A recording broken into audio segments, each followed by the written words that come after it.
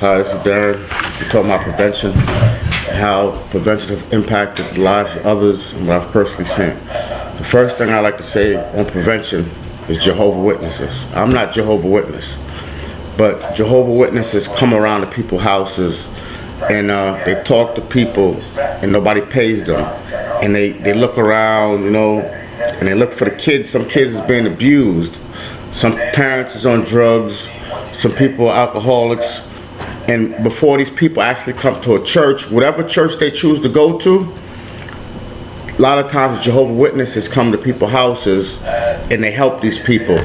I let everybody in my house, no matter what the religion is. But I personally see with some of the elders, as well as the Jehovah's Witnesses too, because you got different religious people that come to people's houses. These people, some of them have been drug addicts, prostitutes, homeless. So as a first prevention, I place Jehovah's Witnesses and people like the elders and stuff like that. Food shelves is a good preventative places, because like my neighborhood food shelves, I've helped them with material as far as Alcoholics Anonymous, Narcotics Anonymous, different mental health agencies. So people see this material that I provided and they can help themselves, because sometimes people don't have food. So they're out there doing drugs, they're messing up and they need food. So the food shelves is one of the first preventative places. Sometimes they don't have the money to go to the welfare or the mental health. So they go to the food shelves and they go to shelters. Preventative place, churches, because these people don't get paid to help nobody. But a lot of times people are stressed out in their mental state of being stressed out. They seek sometimes spiritual guidance. Sometimes they seek food from the church. But a lot of times the church itself is a great preventative. A child molestation, rape, not having a job, needing food. A lot of times people go to churches before they per se look for mental health assistance. Just like you got these bars, people go to the bar, they drink, and they tell the bartender their problems.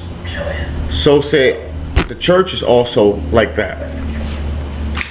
So my next thing is these outreach workers for the church, because sometimes these outreach workers, again, doesn't matter what religion you are, they have like these cookouts for the community.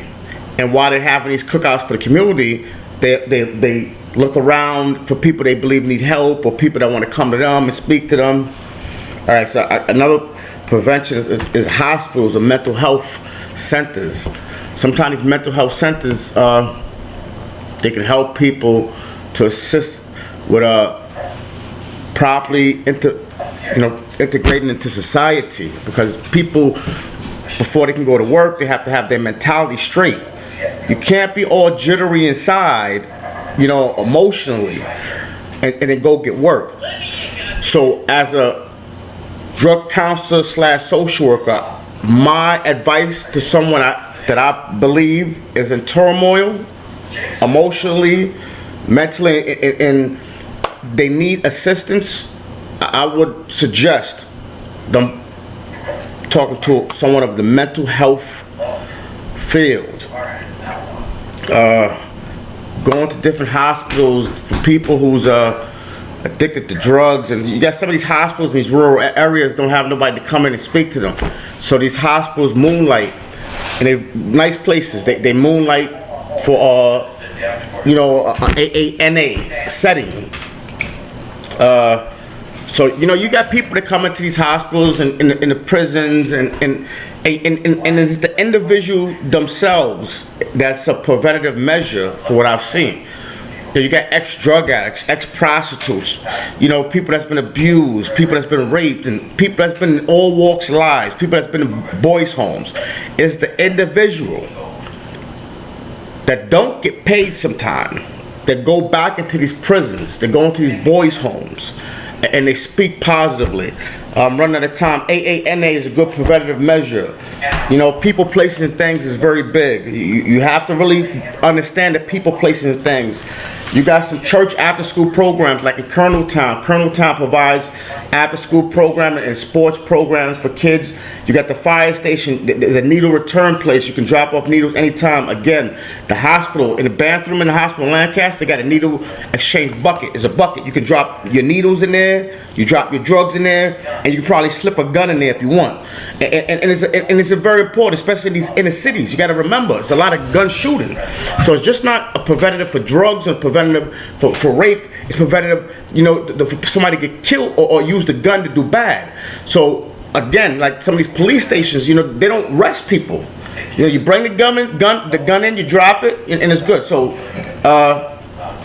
the hospitals need to exchange, and you can probably slip a gun in some of them because it's big enough. They don't tell you to do it, but it's just big enough. You can slip whatever you want in there. So I encourage people to, you know, to grab all that crap out their house and just throw it away. Even not just the needle and the drugs, but throw your guns away too, man. But that might just, you know, you be stressed out wanting some drugs. You might use that gun for the wrong thing. So I don't know. That's my thing. And happy holidays for everybody.